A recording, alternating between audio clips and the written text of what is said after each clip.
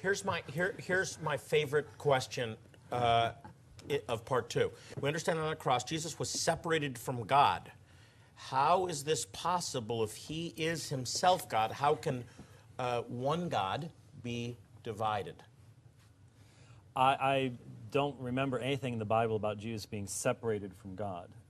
When Jesus cries out, Eloi, Eloi, lama sabachthani, that is from Psalm 2.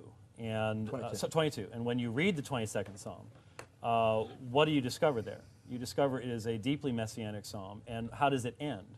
It ends with the vindication of the suffering servant. And so, unlike many strong sermons I've heard, the fact of the matter is that on the cross, when Jesus does that, everybody knows the Psalter was the hymn book of the Jewish people. And you didn't have to sing the whole psalm to remind people of what it was about. If I said, Amazing Grace, how sweet the sound, I don't have to finish it for everybody in this audience because they already know what the rest of it is. In the same way, when Jesus says this, the very next words from his lips are, Father, into your hands I commit my spirit. So the Father is still there. That's in the second person. This idea that when Jesus is offering the greatest obedience to the Father, when he's doing exactly what the Father has sent him to do, he's drinking the cup, that somehow there is a fundamental disturbance of the Godhead and a separation of the Father and the Son, I have absolutely no reason to believe that. If there was something like that, the book of Hebrews would have picked up on it. It's not there. I think it's just a fundamental misreading of the quotation. So you don't understand the sacrifice to be, that Yeshua, when he bore the sins of the world, that he experienced the separation from the Father. He experiences the wrath of God.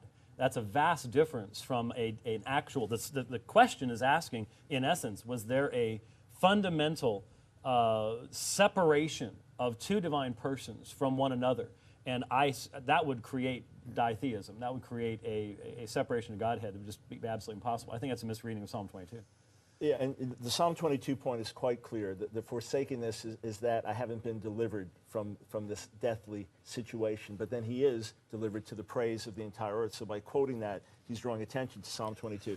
If there was any type of a spiritual separation that you just wanted to talk about symbolically because of him taking the sins of the world on his shoulders and feeling the weight of that, that's not an issue. But a separation between Father and Son in terms of a reality of separation is another story. Now that's your question, so do you want to comment on that? Do you believe there was a separation on the cross?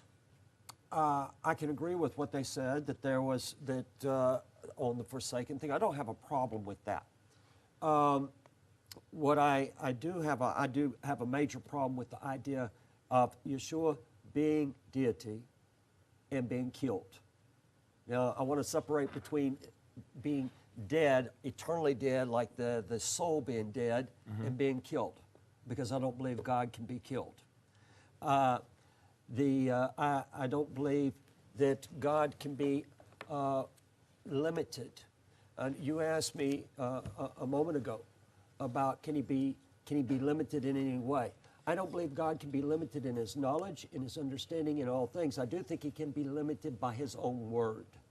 In other words, it says God cannot be a man, and our God is not a man. Yeah, it's a different statement. Yeah, it is a different statement, but it definitely says God is not a man. We have. Do you think we believe that he is in his nature? I think that you believe that when Yeshua came, that he was God.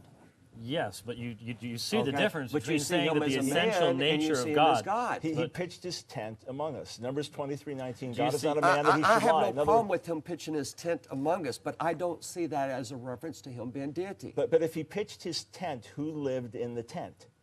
His agent.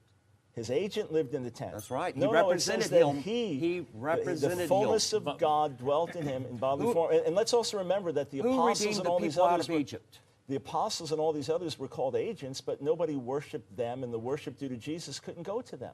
Who redeemed the people out of Egypt? God, That's right. Okay. Who was his agent? Moses. Okay, and that's the first redemption. You But- have the but they first did not redemption. You have worship the second. Moses. They- Absolutely, they don't worship him. But they worshiped the Son. And God did not pitch his tent in Moses. He pitched his tent in a tabernacle, and his glory dwelt there. So let's just look at the analogy. Think for a second. God Pishtis 10, Exodus 25, Asudi Mikdash v'shachanti b'tocham. Make for me a holy place, and I will dwell in their midst. God dwells in the tabernacle. Who dwelt in the physical tabernacle of the body of Jesus? God. Okay, final God response to that, and incarnate. then we're moving That's the on. only possible way to read it.